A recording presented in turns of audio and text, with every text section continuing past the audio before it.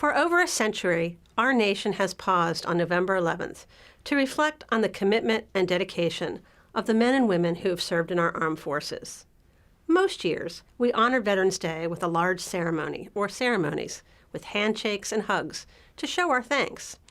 This year, to keep our veterans safe, things look a bit different, but the sentiment remains the same. My father served during the Korean War, and my father-in-law served in World War II. So I personally appreciate the immense commitment these men, women, and their families have made for all of us. Veterans deserve our support. They work every day to preserve our freedoms. That's why I was pleased to establish a Veterans Advisory Council for Frederick County. The council connects our veterans to information and resources so they can further their education, find employment, and receive services. In honor of everyone who has served the United States military, I'll now read a proclamation. Whereas on Veterans Day, we pay tribute to the service and sacrifice of the men and women who, in defense of our freedom, have bravely worn the uniform of the United States Armed Forces. And whereas, throughout the world, brave patriots have protected our nation's ideals, rescued millions from tyranny, and helped spread freedom around the globe. They stood tall in the face of grave danger and enabled our nation to become the greatest force for freedom in human history.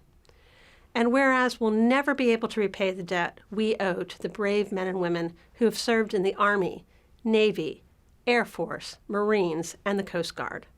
They answered a high calling to serve, and they've helped secure America at every turn.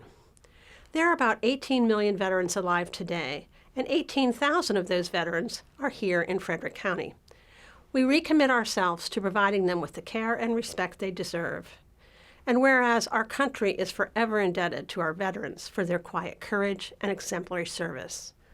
On Veterans Day, we remember these heroes for their valor, their loyalty, and their dedication. Their selfless sacrifices continue to inspire us today as we work to advance peace and extend freedom around the world.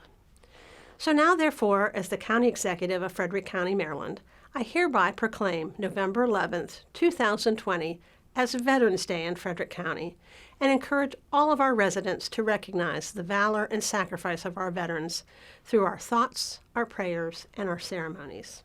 And it's signed by me, Jan H. Gardner, Frederick County Executive, and presented this 11th day of November 2020.